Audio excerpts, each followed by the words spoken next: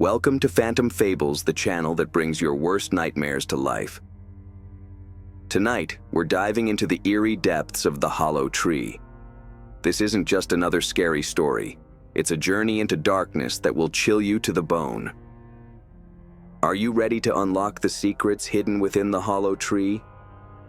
The cold winds of Lithovia whispered through the dense forests of Ravenwood, carrying with them secrets from centuries gone by. The year was 1693, and in this forgotten corner of the world, time seemed to stand still. Villagers spoke in hushed tones about the Hollow Tree, a cursed sentinel standing deep within the forest, a relic of an era long gone, of a kingdom swallowed by shadows. Josh, 23 years of age, sharp green eyes that sparkled with curiosity that sometimes turned into recklessness, stood by the fireplace in his family's cottage, reading a worn-out parchment whose edges were brittle and whose ink was faded with time. Beside him sat his childhood friends, Paulos, a burly and practical farmer's son, Stephen, a soft-spoken scholar with an insatiable thirst for knowledge, Elizabeth, the sharp-witted daughter of the village herbalist, and Demetrius, a quiet but strong-willed blacksmith. "This," Joshua began, holding up the parchment, "is a map. My great-grandfather hid it in a chest beneath the floorboards, and I think it leads to the Hollow Tree." And then the room grew silent at the mention of the name. Elizabeth's brow furrowed. "The Hollow Tree? You mean the accursed one?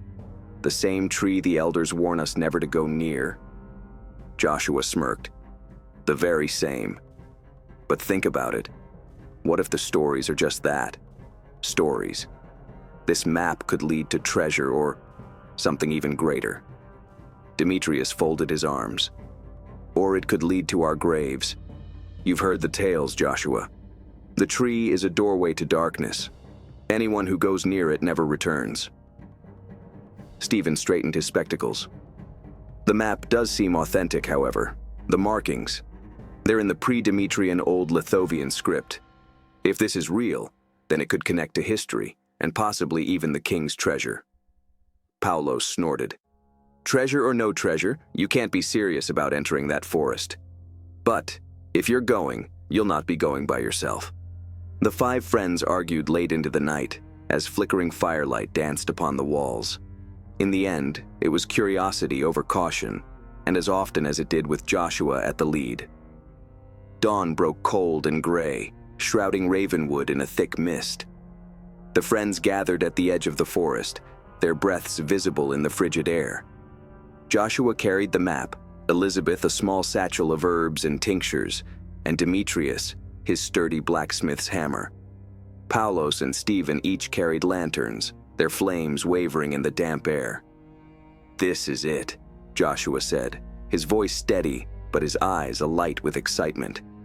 "We follow the map and find out the truth about the Hollow Tree." The forest was alive with eerie sounds, the creaking of branches, the rustle of unseen creatures, the occasional hoot of an owl. The deeper they ventured, the darker it grew, as if the sunlight was afraid to penetrate the canopy above. Elizabeth shivered. "It feels wrong here, like the forest is watching us."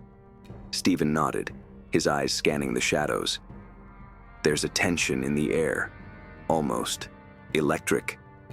As they walked, the map led them to a narrow, winding trail that seemed untouched by time.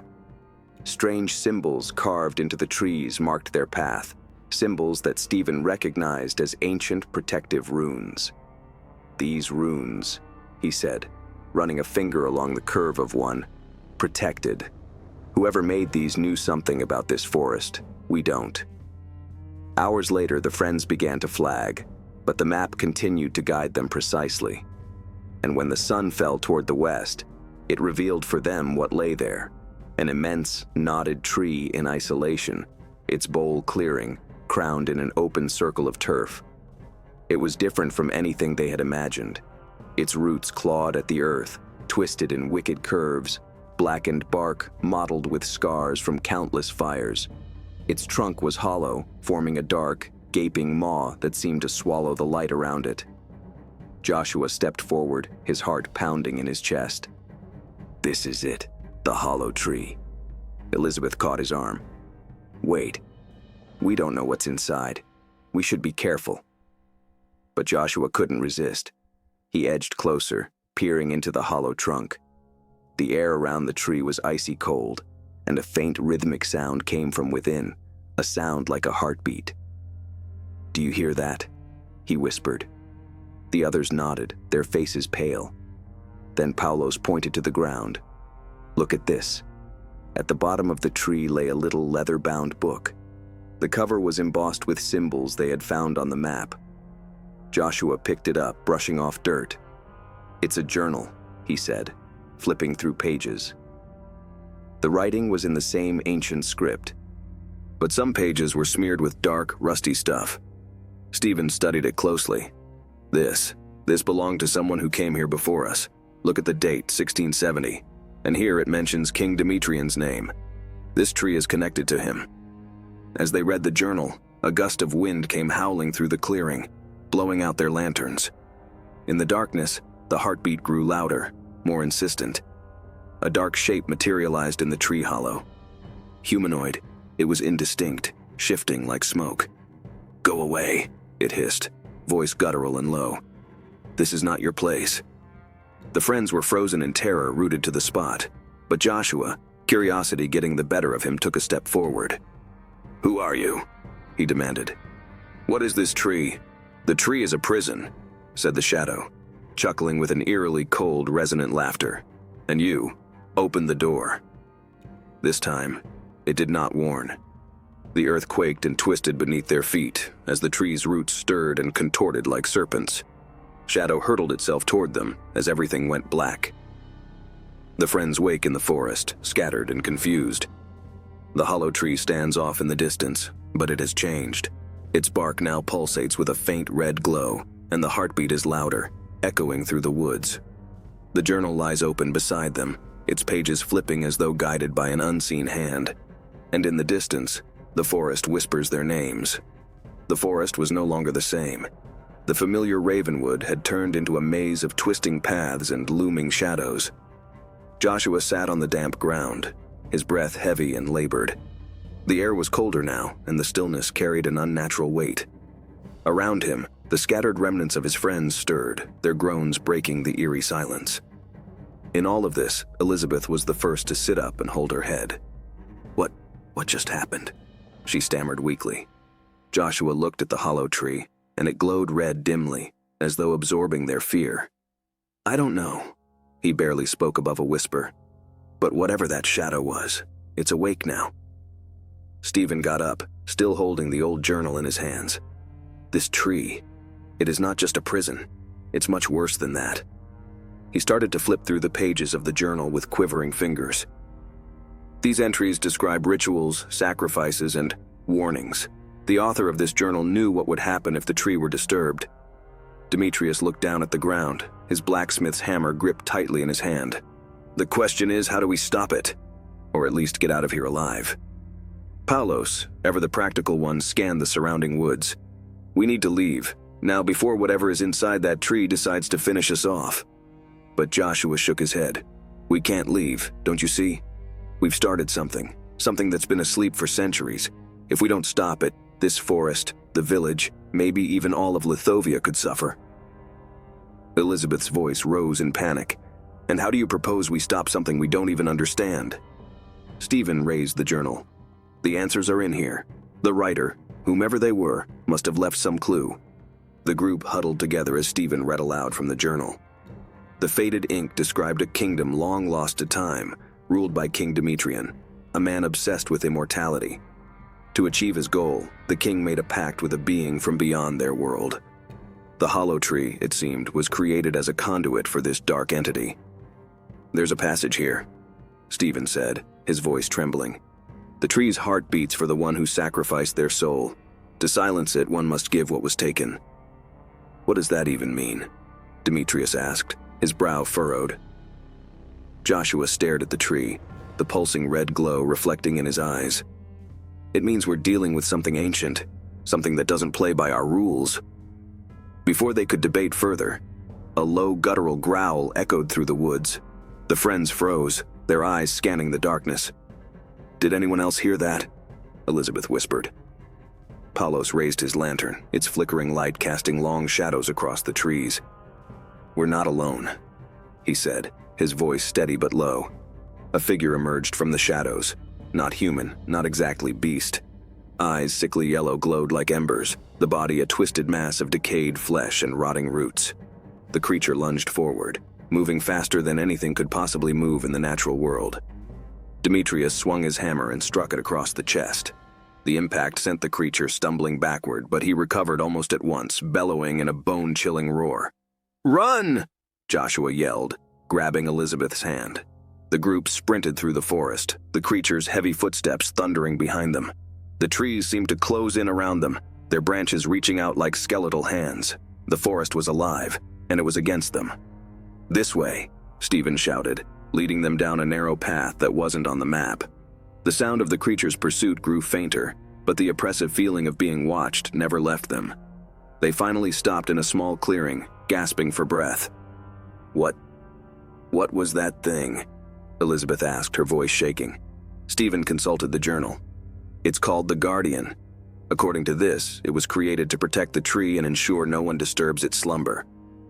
"Well, we definitely disturbed something," Paulos muttered, wiping sweat from his brow. As they caught their breath, Joshua noticed something strange about the clearing. At its center stood a stone pedestal, its surface engraved with the same runes they had seen earlier. Stephen studied it. "These are binding runes. They are intended to enclose whatever energy is within the tree." Joshua stroked over the engravings with his fingertips. A low-watt glow emerged from his contact. "Think this could do anything for us?" Stephen nodded. "There's a chance. The journal notes 4 such pedestals, and all of them seem to correspond with one ritual. Maybe if we could get the pedestals functioning, we might just gain some insight that could damage the tree." "But how do we activate them?" Demetrius asked. Stephen nodded toward the journal. "We need an offering, something of value, something personal." Joshua didn't even think before unfastening the locket at his neck. It was one of the last things he'd had of his mother, and he laid it on the pedestal. The runes glowed softly, and a low hum filled the air. "It worked," Stephen said, relief evident in his voice. "But this is just the first step. We need to find the other 3 pedestals." As they journeyed on, the forest grew darker, the air heavier. Whispers surrounded them, faint but unmistakable. "Do you hear that?" Elizabeth asked, her eyes darting nervously. "It's the forest," Stephen replied. "It's trying to break us." The whispers grew louder, turning into voices, taunting, mocking, pleading. Each friend heard something different. Joshua heard his mother's voice calling his name. Elizabeth heard a child's laughter, innocent yet sinister. Demetrius heard the clang of hammers, a sound he associated with his father's forge. Paulos suddenly stopped, his face pale. "I can't do this," he muttered. "This place, it's wrong." "Stay with us," Joshua urged, grabbing his arm. "We are stronger together." But Paulos shook his head. "Number, you don't understand. I saw her, my sister. She died years ago, but she's here. She's calling for me."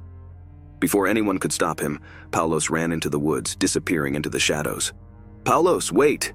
Elizabeth screamed, but it was too late. The remaining 4 continued, their spirits damped by Paulos's disappearance. They eventually stumbled upon the second pedestal, hidden beneath a thicket of thorny vines. As they cleared the vines, they found something that made their blood run cold. Paulos's lantern, broken and bloodied. Elizabeth covered her mouth to stifle a sob. "He's gone, isn't he?" Stephen didn't respond but put another item on the pedestal. This was his journal, the collection of most precious thoughts and discoveries. Again, the runes glowed brightly, and the hum grew stronger. "We don't have much time," Stephen said grimly. "The power of the tree is getting stronger. We need to find the other pedestals before it gets too late." He did not need to finish the sentence. They knew what was waiting for them.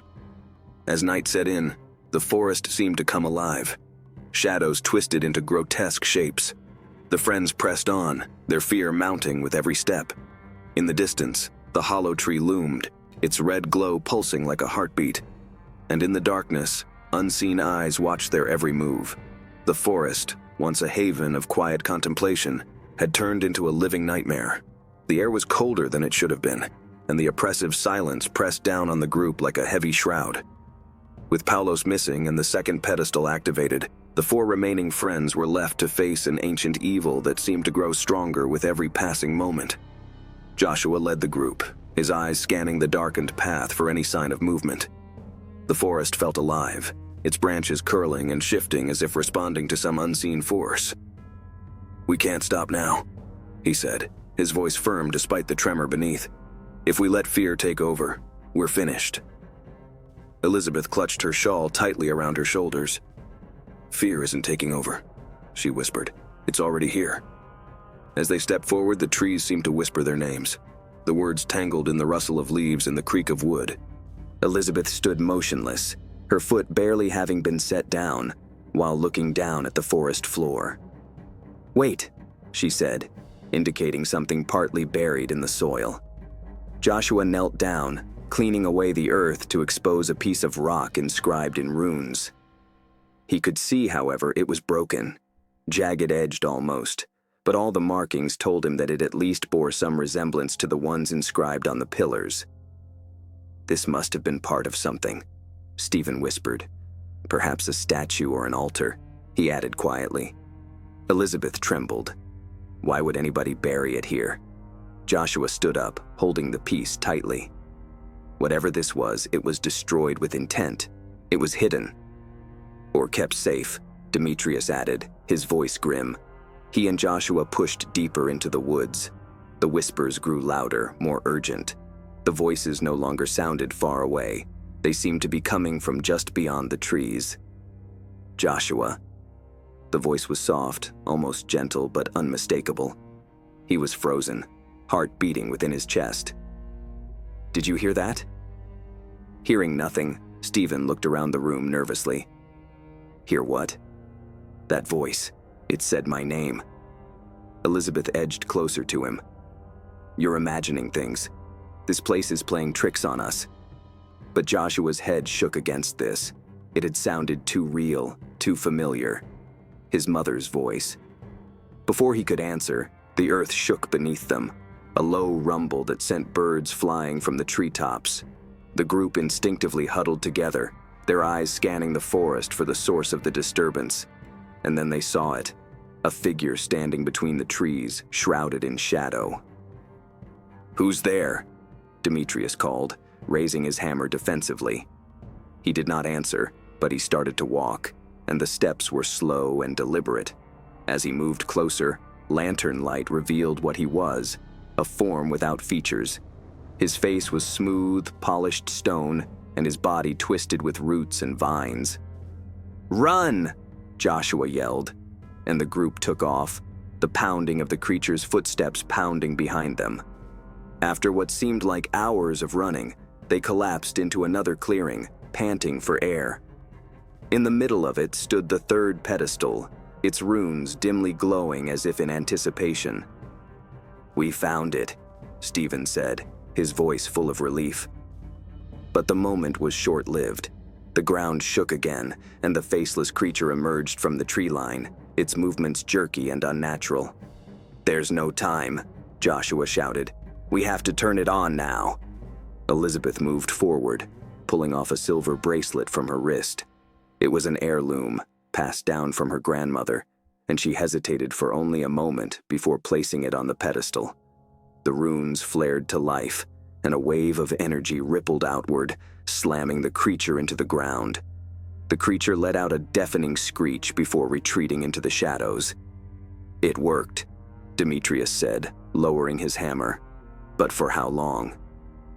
As the glow from the pedestal faded, Joshua suddenly stumbled, clutching his head. His vision blurred, and the forest around him seemed to dissolve. And when his mind finally cleared a little, Joshua opened his eyes and found himself inside a great hall. The tapestries there depicted scenes of war and victory.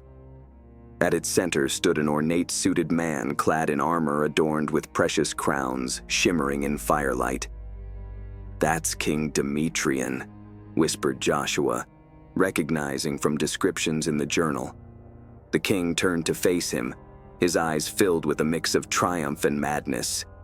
"You have come far, wanderer," he said, his voice echoing, "but you tread a dangerous path." "What do you want from us?" Joshua demanded. The king smiled, a cold and hollow expression.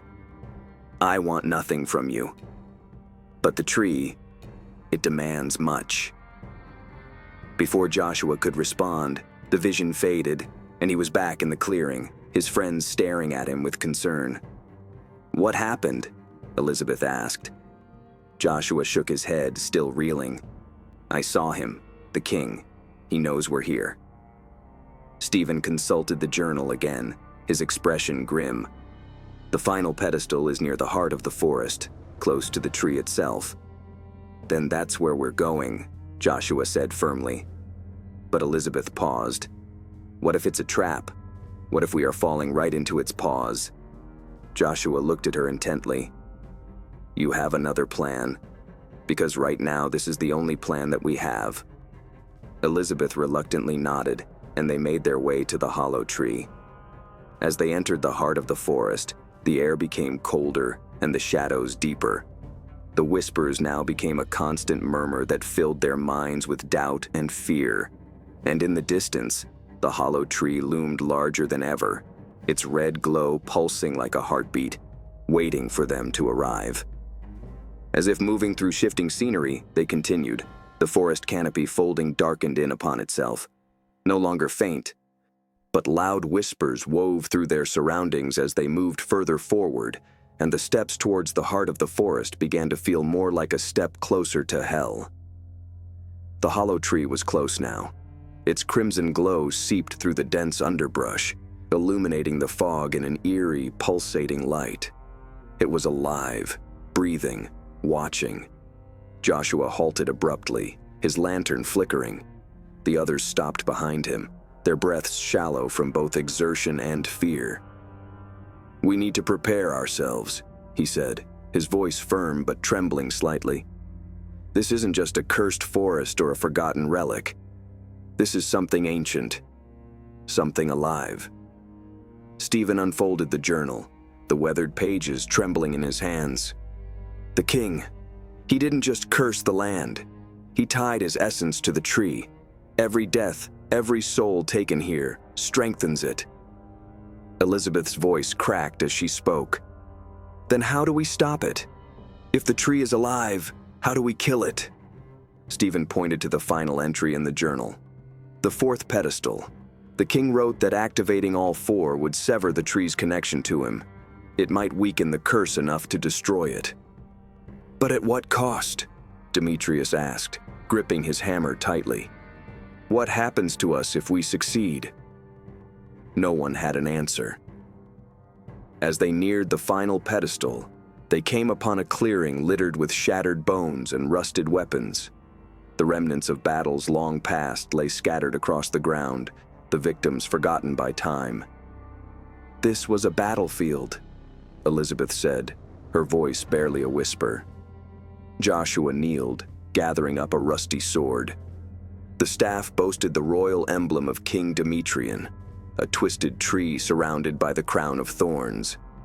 "They fought to protect the tree," Joshua said, his voice heavy, "or to contain it." A sudden rustling in the underbrush, and all three froze. From the shadows emerged a figure. Its body was wrapped in the tattered armor of a soldier long forgotten. The eyes glowed with a dull, unnatural light. One of the king's soldiers, resurrected and bound to the forest. It raised its sword and charged. "Run!" Joshua shouted, but Demetrius stood his ground, swinging his hammer with all his might. The blow connected, shattering the creature's skull and sending it crumpling to the ground. More rustling followed. The sound came from all directions. "We can't fight them all," Stephen yelled. "We need to find the pedestal." They sprinted through the trees, breath ragged and heart pounding. The hollow moans of the soldier rose louder and more urgent as the cursed army gathered behind to drive them forward. Finally, they stumbled into a small clearing. At its center stood the last pedestal, with its runes dark and dead. Elizabeth stepped forward and removed the necklace she always wore.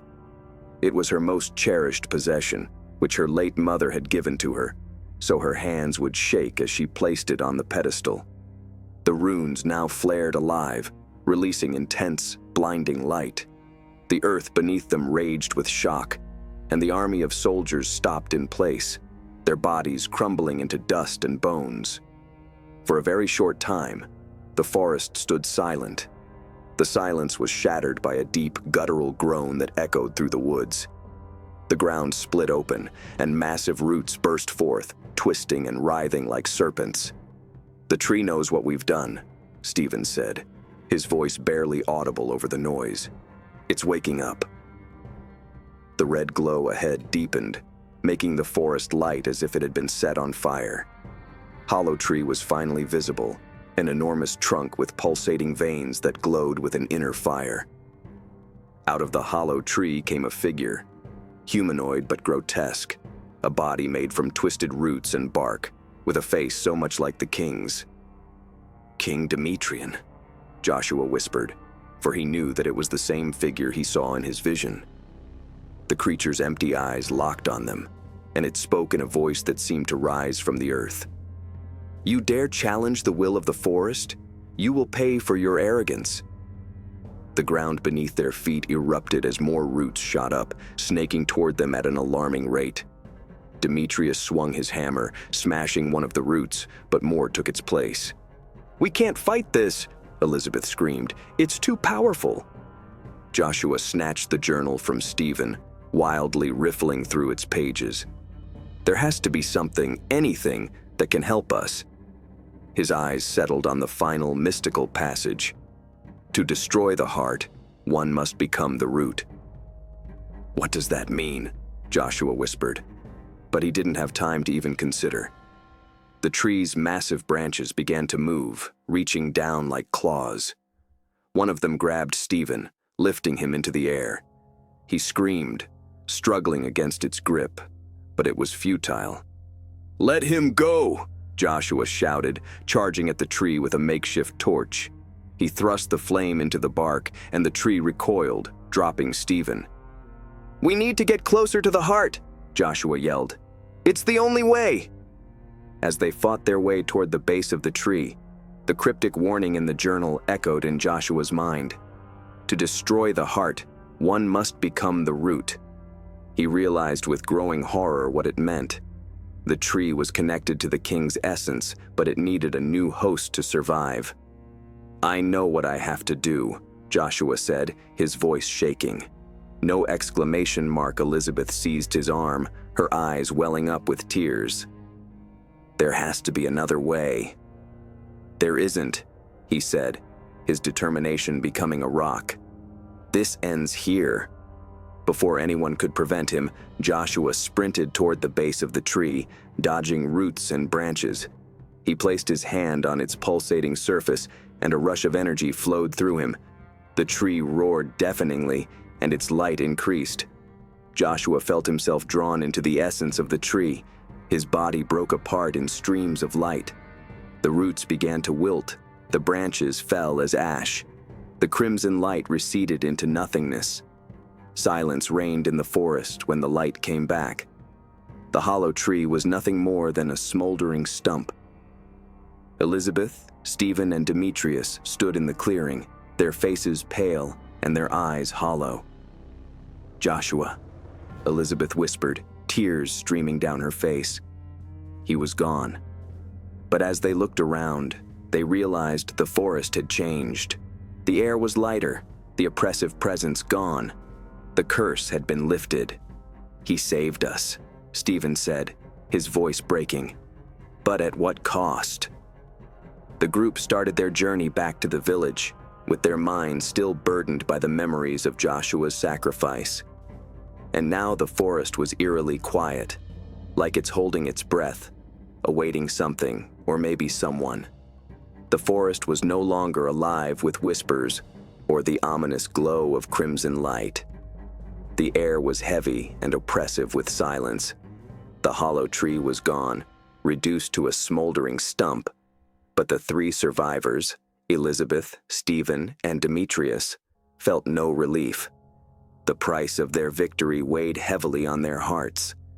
Joshua had destroyed the accursed tree, which had taken his own life, but the immediate menace seemed to dissipate. Instead, there remained an uncomfortable stillness, the forest watching their every step. The three journeyed through the woods, and the dim lantern light cast dancing shadows upon Stephen's face as he carried the journal Joshua had been carrying, which was stained by ash and blood. "Do you feel it?" Elizabeth asked, her voice trembling. "The air. It's not right." Demetrius nodded grimly. "It's quieter than it should be. No animals, no wind, nothing." "It's the forest," Stephen said, flipping through the journal. "It's still tied to the curse, even without the tree."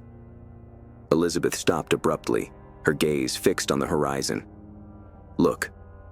Before them lay the edge of the forest, marked at its end by the faint glow of the village lights. They breathed a sigh of relief, too brief. They caught sight of the figures. Dark silhouettes stood at the edge of the forest, unmoving and silent. Their faces lit up as they came closer, revealing the villagers, these men, women, and children. Their skin was pale, their eyes vacant, and their bodies stiffly unnatural. What is this?" Elizabeth whispered, clutching Demetrius's arm. Stephen stepped forward cautiously, his lantern casting flickering shadows across their faces. "They're alive, but not themselves." An elderly man arose among the villagers, and his stiff movements gave him the appearance of a puppet himself, with imperceptible strings controlling him. His mouth opened and a voice came out, not his own, but hoarse and grunting as if from the very earth itself. "You killed the tree, but you have not ended the curse. The forest demands a keeper." Stephen's grip on the journal constricted. Joshua was the sacrifice. He ended the curse. The voice laughed, a hollow, bone-chilling sound. Joshua's sacrifice awakened the forest's true heart.